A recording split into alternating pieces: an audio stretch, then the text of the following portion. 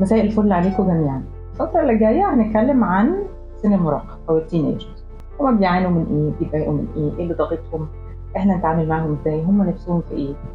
فقلت أجيب التينيجر اللي في حياتي وأعرفكم عليه، يوسف ابني الصغير، عشان يعبر عن مشاعره. عبر إيه يوسف؟ عن ايه مثلا؟ عن المدرسة وكده. إيه اللي بيضغط؟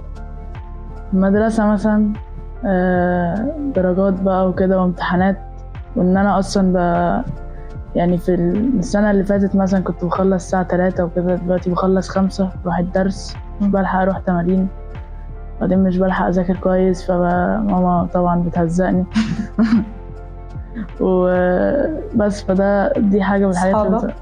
صحابي مثلا ببقى عايز اخرج معاهم خميس مثلا، ما بقيتش اخرج كتير عشان بروح يا اما الكنيسة، يا اما بقى متعاقب عشان جالي درجات وحشة، يا اما عندي تمارين كده مش لاحق اخرج برضو.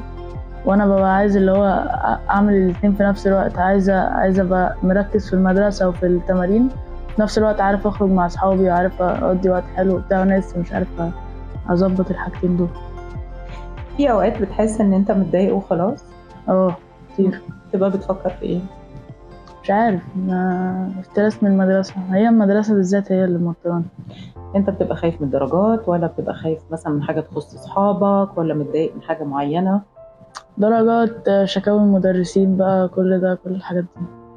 طيب بتبقى عايز ايه من اهلك في الوقت اللي انت بتمر بيه دلوقتي ده؟ مش عايز حاجة، انا بس ببقى عايزهم يقدروا بس ان انا بتعب، يعني مش ان يقدروا فيعملوا ايه؟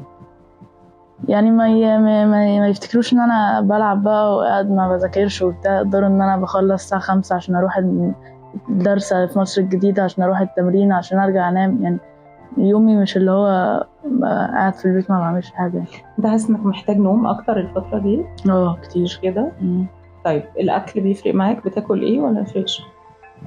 لا، يعني مش ده اللي انا افكر فيه قوي، يعني افكر في المدرسة وكده. التين ايجرز يا ست